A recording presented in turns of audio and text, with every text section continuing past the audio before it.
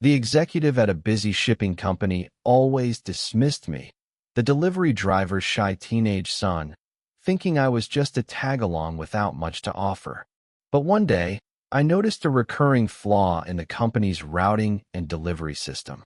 Using a simple spreadsheet, I laid out a new logistics plan that cut transport costs by half. At the next team meeting, the executive was stunned when I stood up and confidently explained how my plan worked, backed by numbers that spoke for themselves. Before we begin, hit that subscribe button, drop a like, and let's dive into a world where truth and betrayal dance together. Ready? Let's begin. I always sat quietly in the corner of the delivery depot, my father's work boots thumping across the concrete floor while I watched the hustle of the place. It wasn't exactly a glamorous setting, just rows of shelves packed with brown boxes, the scent of diesel lingering in the air, and forklifts humming like mechanical bees. I was 15, skinny, and unassuming, so most people didn't notice me. Most of them didn't care. But I watched everything, and I knew every inch of that depot almost as well as my father did. My dad was a delivery driver for the company, hauling packages in his battered old truck that still carried the scent of fresh coffee and worn leather. He was proud of his work, even if he never said it outright. I could see it in the way he checked every load twice, and the way he always left early enough to beat the morning rush. His world was measured in miles and minutes, and I admired him for it. The executive, though, he was a different story altogether. He'd come down from the office once a week in his sharp suit and shiny shoes, a clipboard in hand, and a permanent look of impatience on his face. His name was Mr. Carlyle, but to most of the drivers, he was just the suit. He was tall, with hair slicked back and a mouth that always seemed twisted in annoyance. My dad would greet him politely every time. "Morning, Mr. Carlyle," but he rarely got more than a nod or a dismissive wave. When Mr. Carlyle did speak, it was always in clipped tones, like he didn't have time for anyone whose hands weren't clean of grease. I remember one particular morning when my dad introduced me. "This is my son, Alex," he said, giving me a gentle push forward. I managed a small wave, unsure what to do with my hands. Mr. Carlyle barely glanced at me before rolling his eyes and muttering, "Charming," in a tone that made my face burn. He didn't ask me anything, didn't even bother to say hello. It was like I wasn't there, a ghost in the corner of his world. My dad didn't say anything either, but I saw the way his shoulders stiffened, the way his jaw set tighter than usual. That morning, I watched Mr. Carlyle pace the depot floor, barking orders at the drivers like a general preparing for battle. He had a knack for finding faults, even when there weren't any. "You're late," he snapped at one man, even though the clock showed he was early. "You're blocking the aisle," he scolded another who was just trying to load a pallet. I saw the frustration in the driver's eyes, the way they swallowed their pride because they needed the job too much to argue. My dad didn't say a word. He just kept working, his eyes down, his shoulders broad and silent. I didn't understand why Mr. Carlyle was always so angry. It was like he believed the whole depot was a nuisance he had to endure. I guess in his mind, the numbers on his spreadsheets were more important than the people who made them possible. Maybe he thought he was too important to listen to anyone who wasn't wearing a suit. Maybe he didn't think anyone like me could see what he missed. But I saw it all, every detail, every flaw, every chance to make it better. While the drivers loaded their trucks, I sat on an old stool near the back wall, scribbling in my notebook. I'd always loved numbers. There was something comforting about the way they fit together, the way they told a story if you knew how to read them.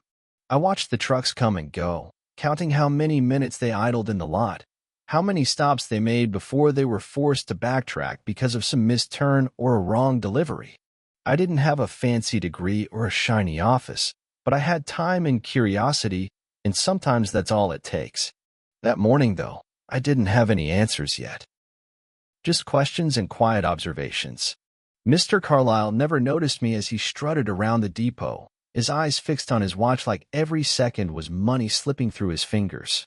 My dad caught my eye once, and I could tell he wanted me to stay out of the way. He didn't want me to get caught in Mr. Carlyle's glare, to be brushed aside like he'd been so many times. So I kept my head down and my mouth shut, but inside, my mind was racing. I think that was the moment I decided I wouldn't let Mr. Carlyle's role define me. I didn't have his title or his salary, but I had something he didn't, a different perspective. I saw the wasted time, the repeated routes, the empty miles that cost the company more than they knew. I saw how a simple fix here or there could change everything. But I knew I couldn't say any of that yet. Not until I was sure. Not until I had the numbers to prove it. So I waited. I watched. I let Mr. Carlyle's condescending smirk fade into the background as I turned my attention to the real puzzle in front of me. I didn't want to prove him wrong just to make a point. I wanted to make things better for my dad, for the other drivers, for anyone who'd ever been treated like they didn't matter. I wanted to show that sometimes the quietest voice could carry the loudest truth. I watched the depot's daily routine like it was a play with too many acts and not enough script. From my quiet corner near the dusty shelves, I saw drivers come and go, trucks reversing into narrow bays with grunts of effort, and the constant, almost rhythmic clatter of boxes being moved from one place to another. It was a dance, but a clumsy one. Every step seemed to overlap with the next, and there was no conductor to guide the music. I noticed the same drivers loading the same boxes onto trucks that would later come back half empty, the same arguments about missed stops and wrong turns. Even though I was just a kid, something about it made my gut twist with a sense of waste, a feeling that no one was really seeing the pattern, too busy to look past the next delivery. In the evenings, I'd sit with my dad at our small kitchen table, listening to him sigh as he rubbed his tired shoulders. His delivery log would be spread out in front of him, pages stained with sweat and the faint marks of greasy fingerprints. I'd watch the way his eyes scanned the columns of stops and miles, his lips moving silently as he tried to piece it all together.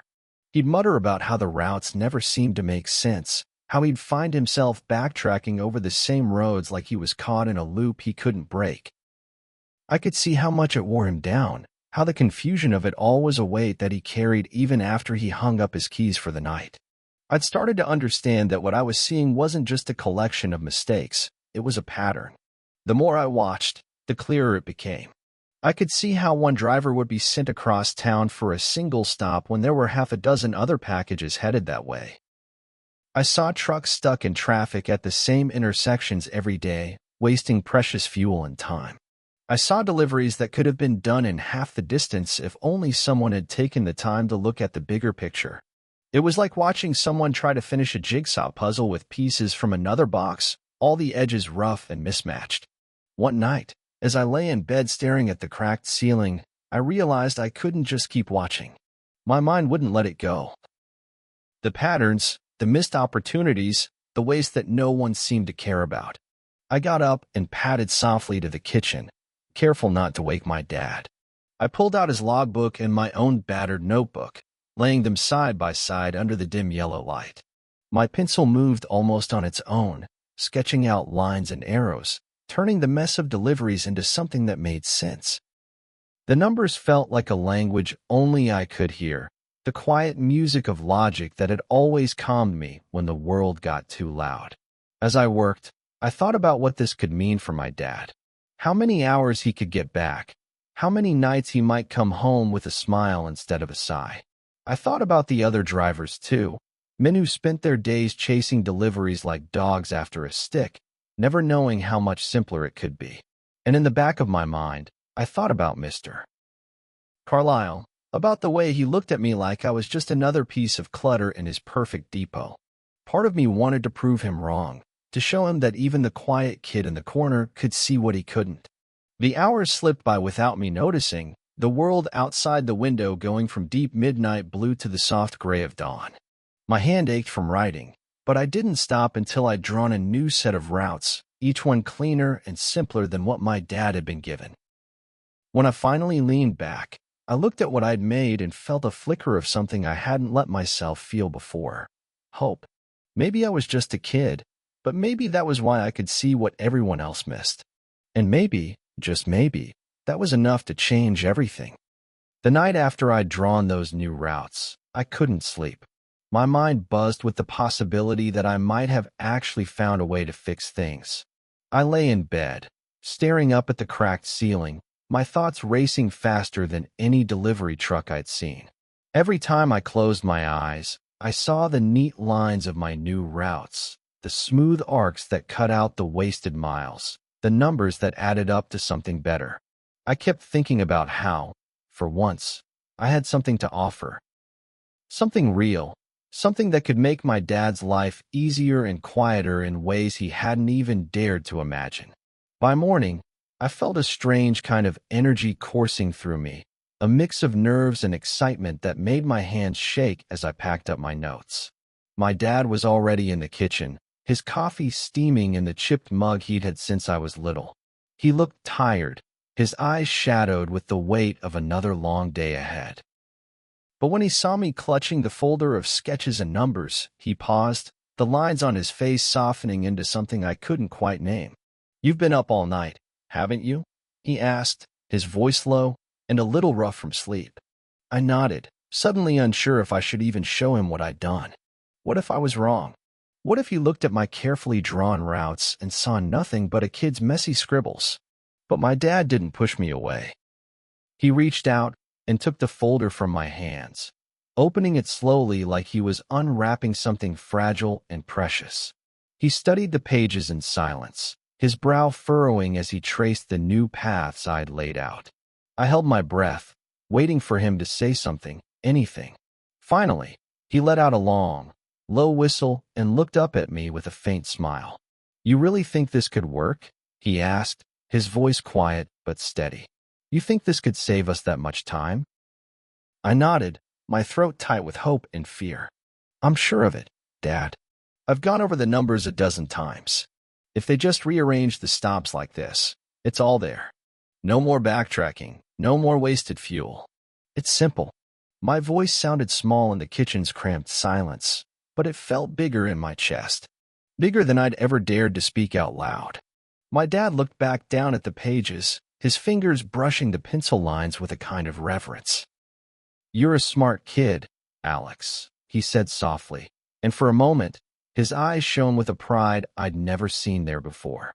"I don't know if they'll listen, but you've got to show them. You've got to try." I swallowed hard and nodded. My dad's faith in me was enough to keep the fear at bay, at least for a little while. I could still hear Mr. Carlyle's dismissive tone in my head, still see the way he'd barely looked at me the last time I tried to speak. But I couldn't let that stop me. Not now. Not when I knew I could make things better for the people who worked so hard and got so little in return. That night, I stayed up again, refining the plan, making sure every number was right and every line was clear. I didn't want to leave any room for doubt, any excuse for Mr. Carlyle to roll his eyes and walk away.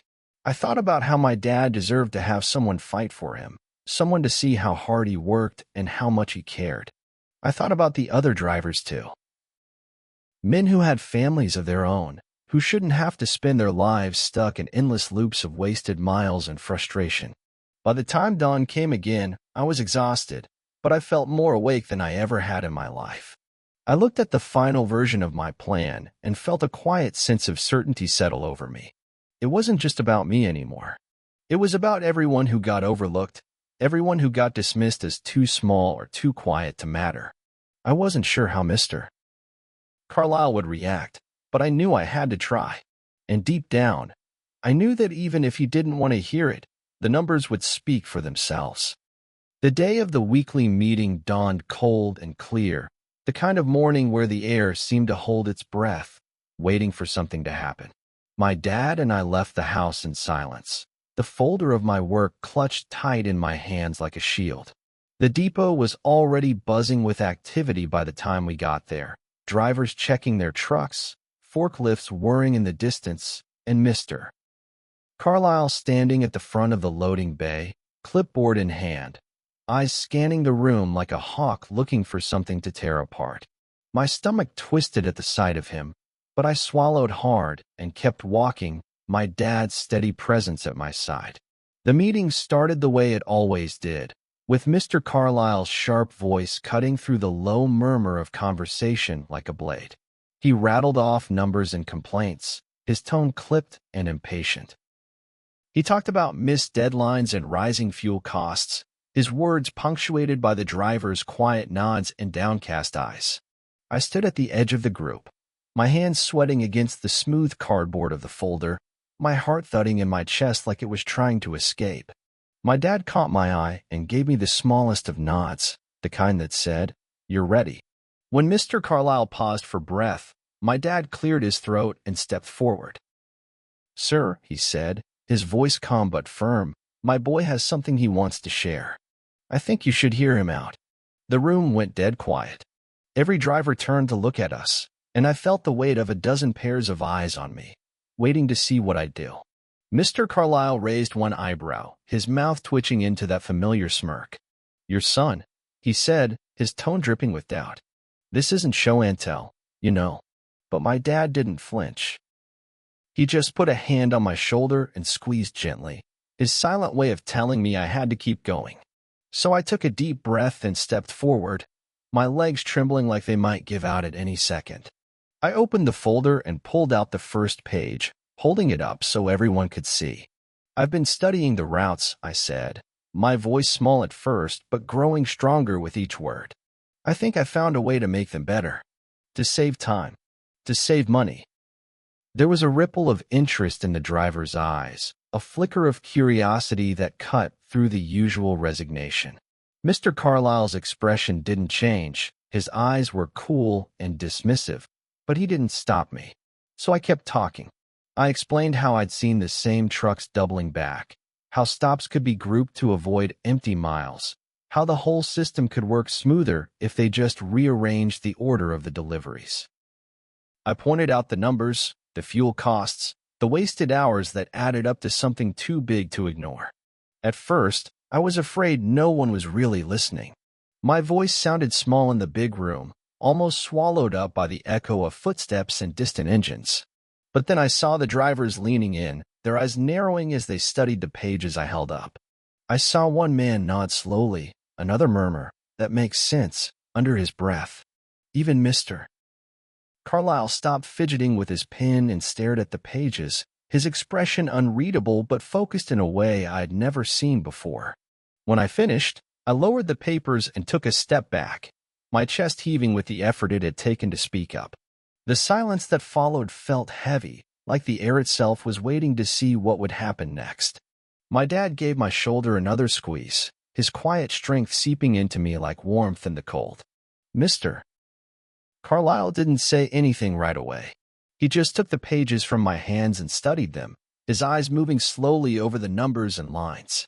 For a moment, I thought he might laugh, might toss them aside and tell me to stay in my corner.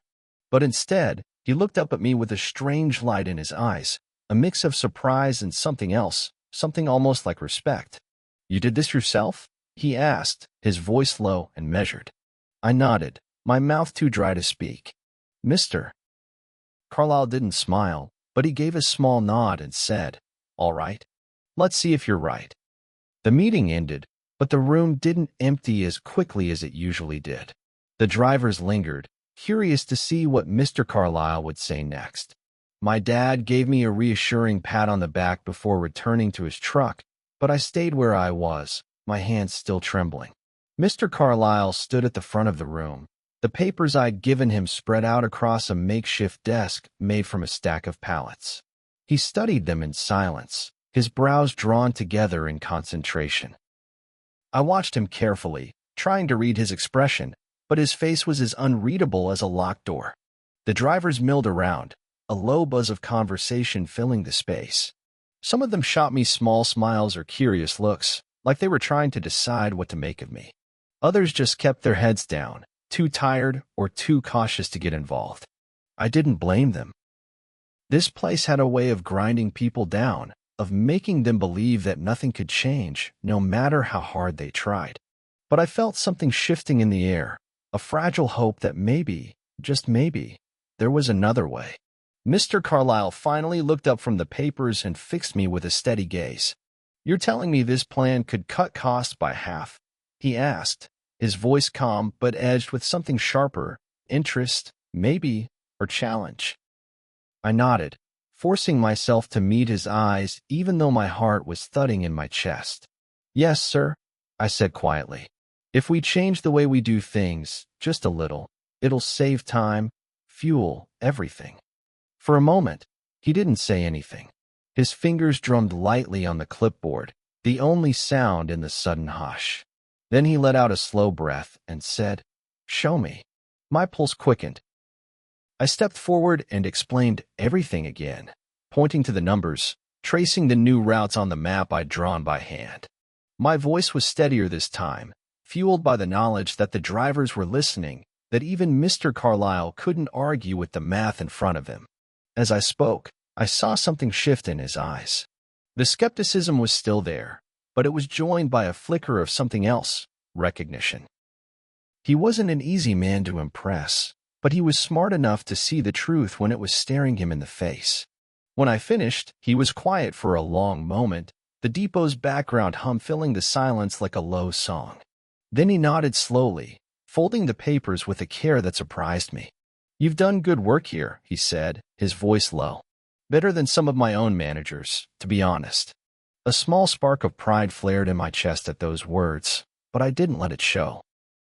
I knew this wasn't over yet. Mr. Carlyle was a man who valued results, not promises. "We'll try it," he said finally. "Starting tomorrow, we'll implement these changes on a trial basis. If the numbers hold up, we'll make it permanent." The drivers let out a collective sigh, some of relief, some of cautious hope. My dad caught my eye from across the room and gave me a nod that said everything words couldn't. Mr. Carlyle turned to me again, his eyes steady. "What's your name, son?" he asked, and I felt the weight of that question in my bones. "Alex," I said, my voice barely above a whisper. "Alex," he repeated, like he was testing the word on his tongue. "Well, Alex, let's see if you're as good as your numbers say you are." I watched as he walked away, the drivers parting for him like a tide. For the first time, I felt like I was really part of this place, like my voice had finally broken through the noise. My dad came over and clapped me on the shoulder, his face lit up with a smile I hadn't seen in years. "I'm proud of you, son," he said quietly, and those words meant more to me than anything Mr. Carlyle could have said. As the drivers started to file out, I stayed behind for a moment, taking it all in. The depot looked the same as it always had, rows of boxes, the steady hum of engines, the faint smell of oil and dust, but something was different. I could feel it in the air, a current of change that ran deeper than any delivery route. I'd spoken up, and they'd listened. For the first time, I wasn't just the quiet kid in the corner. I was someone who could make a difference. The next few weeks unfolded in a way that felt almost surreal, like the world was finally catching up to the rhythm I'd been carrying in my mind. Every morning, I woke up with a nervous excitement buzzing in my chest, wondering if today would be the day someone proved me wrong, or the day the numbers finally paid off. My dad and I left the house earlier than usual, the dawn barely stretching over the quiet streets, and even though he never said much on those drives, the way he glanced at me with quiet pride made the long mornings feel a little easier. At the depot, the drivers were adjusting to the new plan one stop at a time. They were cautious at first, their voices low as they studied the new routes I'd mapped out. But soon, I could see the difference in their faces. The usual scowls and muttered complaints gave way to raised eyebrows and murmurs of approval. The drivers moved with a little more ease, their footsteps lighter somehow. My dad said they were getting home earlier, seeing their kids more, feeling like their work finally made sense. That meant everything to me. I kept coming back every day, not because anyone asked me to, but because I needed to see it for myself. I stood off to the side, notebook in hand, watching as the trucks rolled out in a smoother, tighter rhythm.